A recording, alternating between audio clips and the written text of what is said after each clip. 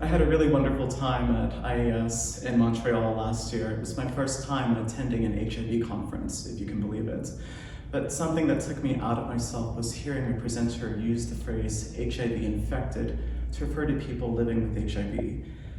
As a Black person, it was like someone called me the N-word, or a gay man, someone calling me the F-word. So I immediately reached out to Juan Michael, the Director of Communications for IAS. He scheduled a meeting, and even though it seemed that we were at cross purposes initially, pretty soon we came to an agreement that this was not okay. One of the things I said to Bijan was, if this space was developed to elevate people living with HIV, then this language was bad for not only my community, but the people who are dedicating themselves to helping us as well. It doesn't do anyone any good to call someone less than, especially if they are a doctor or researcher. So Bijan immediately said, what can we do to fix this? What are some protocols that we can put into place to take care of it? I wasn't here for that, but behind the scenes, I'm sure he spoke to many different key stakeholders, people living with HIV, educators, and found a way to make sure that every abstract that was presented at this year's conference was completely devoid of the word HIV infected when referring to people living with HIV. Now being here, I can report and feel like, wow, no one's going to say something to me that makes me feel as if I don't deserve to be here, as if it's unsafe for me.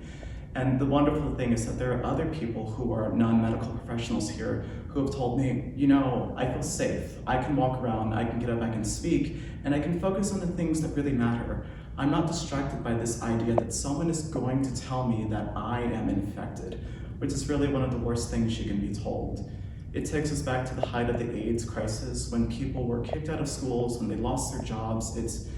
It's a reminder of how far we've come. And I love that IAS is a standard bearer for other organizations to say, this language is unacceptable.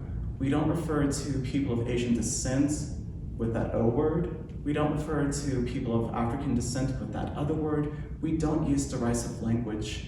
We use the language of care to elevate this community because we belong to that community too. I have had people tell me that I'm responsible for this change, and I really want to quickly say, it took an entire coalition, including leadership at IAS.